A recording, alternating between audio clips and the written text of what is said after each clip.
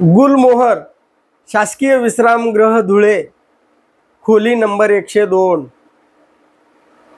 कुणाचं नाव होतं खोलीवर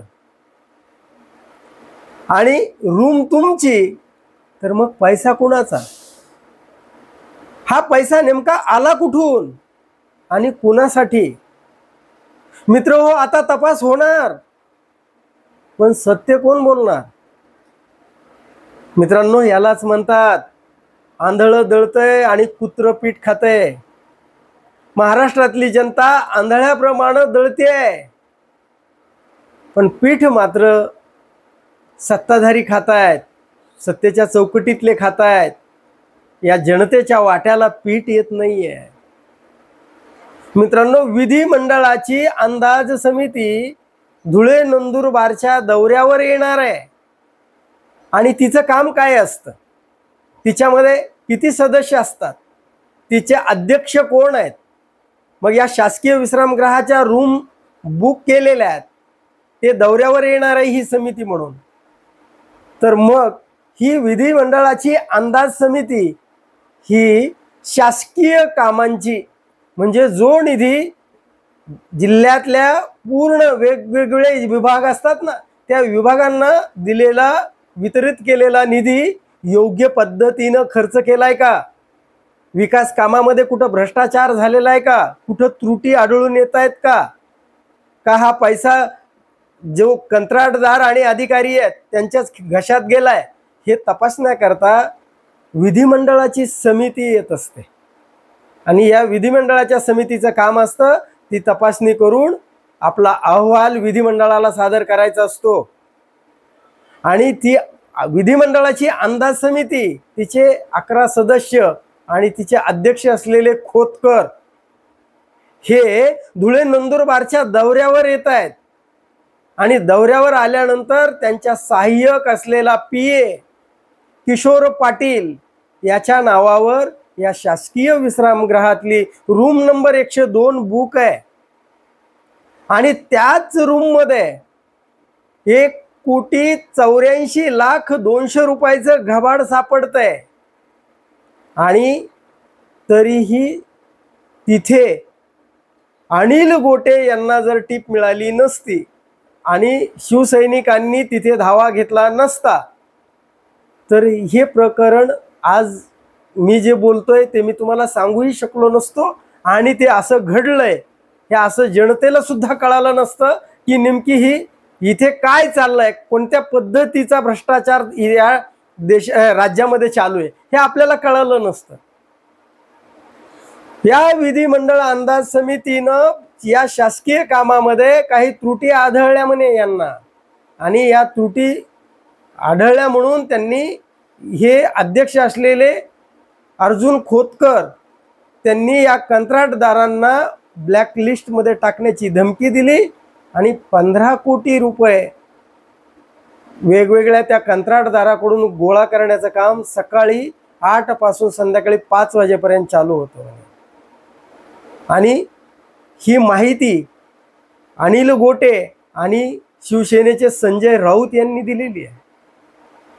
आता अनिल गोटे यांना टीप मिळाली आणि त्यांनी तिथे अगदी धडक दिली त्या विश्रामगृहावर, आणि अक्षरशः तिथनं किशोर पाटील नावाचे हे जे PA आहेत अर्जुन खोतकरांचे, ते लॉक लावून पळून गेले.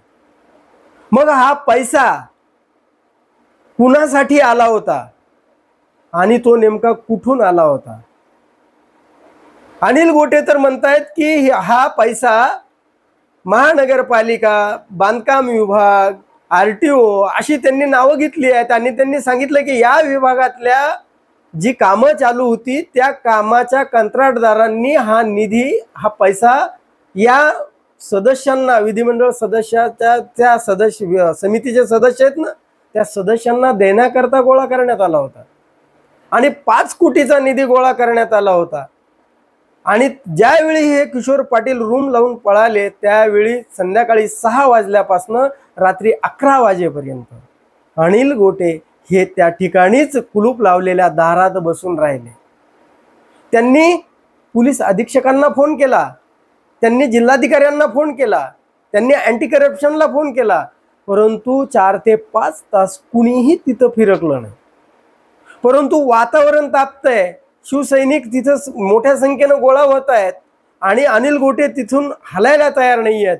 शेवटी प्रशासनाचा नाईलाज झाला आणि मग तिथे अधिकारी आले. रात्री 11 ते पहाटेपर्यंत पैशाच्या मशीन आणावं लागल्या मोजायला. पहाटेपर्यंत पैशाची मोजदाद झाली आणि जो निधी तिथं घबाड सापडलं ते घबाड म्हणजे 1,84,02,00,000 रुपये सापडले आहेत. मग खोली जर तुमच्या नावावर तर हा पैसा नेमका कुणाचा? मग पैसा हा कुठून आला आणि कुणासाठी आला? प्राथमिक दृष्ट्या हे जे वर दिसतंय ते प्रकरण एवढं सोपं दिसत नाहीये. मग विधिमंडळाची समिती जो हा निधी गोळा करते, हा पैसा जो गोळा करते आहे, ही खंडनीय आहे. जर खरोखर जर ते काम व्यवस्थित झाले नसतील तर त्या त्रुटी विधिमंडळाच्या त्या समितीनं शासनाला कळवायला हव्यात, विधिमंडळासमोर मांडायला हव्यात. परंतु या विधिमंडळाच्या समितीच्या अध्यक्षांनी या सगळ्या विभागाकडून तो भ्रष्टाचार, ती कामाची निकृष्ट कामे दडपण्याकरता पैसे गोळा करण्याचा खेळ चालू केला होता, असा आरोप केला जातोय. आणि याची सत्यता अनिल गोटेंनी वेगळी देण्याची गरज नाही. हा पैसा तिथं सापडलाय म्हणून अनिल गोटेंनी केलेल्या आरोपाला अगदी वरवरचे आरोप तर नक्कीच म्हणता येणार नाहीत ना. मग ही विधिमंडळाची समिती कोण नियुक्त करतं? ते कोण करतं? विधानसभेचे अध्यक्ष राम शिंदे. राम शिंदेंना नियुक्ती कोणी दिली? भाजपा देवेंद्र फडणवीसांनी. मग हे जे विधिमंडळाचे जे सदस्य तिथे दौऱ्यावर गेले त्यांनी जो पैसा गोळा केलाय तो पैसा कुणासाठी गोळा केला आणि कशासाठी? जर केला असेल तर हा तपासाचा भाग आहे ना. आता केलाच आहे असा दावा नाही करत, पण जर हा पैसा जर गोळा केला असेल आणि तिथं त्याचा तो पैसा तिथे सापडला असेल, 4 घंटे जर कोणतंही म्हणजे प्रशासनातला कोणताही अधिकारी तिथे येत नसेल, तर मग हे प्रकरण नेमकं कशा पद्धतीनं दडपायचं होतं हे आपल्या लक्षात यायला वेळ काय लागणार आहे? आपल्या लक्षातच येतं की इथे काय होणार होतं. बरं, आता जर बघा, रूम या खोतकरांच्या पीएनच्या नावावर आहे आणि अर्जुन खोतकर स्पष्टीकरण देत आहेत की विधिमंडळ अंदाज समितीचा याच्याशी संबंध नाही. हो, नाही, नसेल. मग हा पैसा कुठून आला, कुणासाठी आला आणि ती रूम खोली तुमच्या नावावर तर पैसा कोणाचा? का देवबाप्पाने तिथं रात्रीत पैशाचा पाऊस पाडला? मित्र, या सत्तेच्या खोल्यांमध्ये पैशाचा देवबाप्पा पाऊस पाडतोय आणि गरिबांच्या झोपड्यामध्ये मात्र अंधार आहे. त्याची चूल पेटायचे वांदे आहेत. शेतकरी आत्महत्या करतोय, त्याला भावांतर योजना देऊ म्हटले, त्याला कर्जमाफी देऊ म्हटले, त्याला दिले नाही. बेरोजगारी वाढली आहे, महागाई वाढली आहे. याच्याशी या सरकारला काहीच देणं घेणं नाही आहे. परंतु खंडणी निधी म्हणजे ती देणगी म्हणायची का त्याला? ती देणगी असू शकते कदाचित, खंडणी नाही म्हणता येणार आहे. कारण या अनिल देशमुखांवर 100 कोटीची खंडणी गोळा केली म्हणून त्यांना तुरुंगात जावं लागलं होतं. शेवटी 1 कोटीवर आलं म्हणे ते प्रकरण. पण इथं 1,84,00,000 सापडले तो आणि 15 कोटी कंत्राटदाराकडून गोळा केले जाणार होते असा आरोप केला जातोय हो. मग अगोदर यामध्ये गुन्हा दाखल होणार आहे का? ईडी सीबीआय याकडे जसं पत्राचाळीमध्ये या संजय राऊतांना मध्ये टाकलं गेलं तसं आता तपास होणार आहे का? का मित्रांनो, या तपासाच्या नावाखाली हे प्रकरण दडपलं जाईल? कारण इथे सत्तेच्या वळचणीला असलेले ज्यावेळेस भ्रष्टाचार करतात ना, तर जे भ्रष्टाचाराच्या पापातून मुक्त व्हायचं होतं त्याच्यासाठीच तर त्यांनी भाजपच्या पवित्र गंगेमध्ये स्नान केलेलं आहे ना. भाजप ही आता राजकारण्यांची गंगा आहे.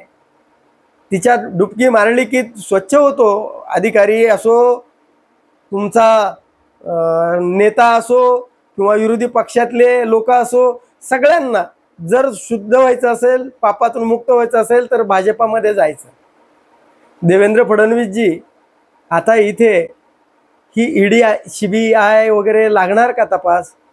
तिथे कॅमेरे असतील, कोण कोण अधिकारी आले ते सुद्धा दिसतील, कोण हस्तक आले ते दिसतील, कुणाकुणाचे फोन CDR तपासा, तुम्हाला लगेच कळेल हा पैसा कोणासाठी आला होता.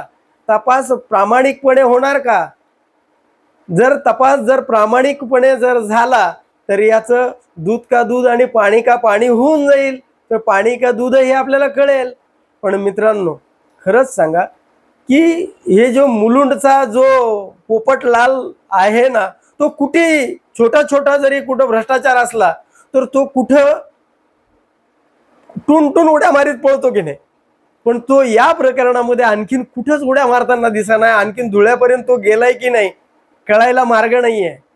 मग खरोखर सांगा मित्रांनो, खोली कोणाच्या नावावर? रूम तुमची आहे, पैसा कोणाचा?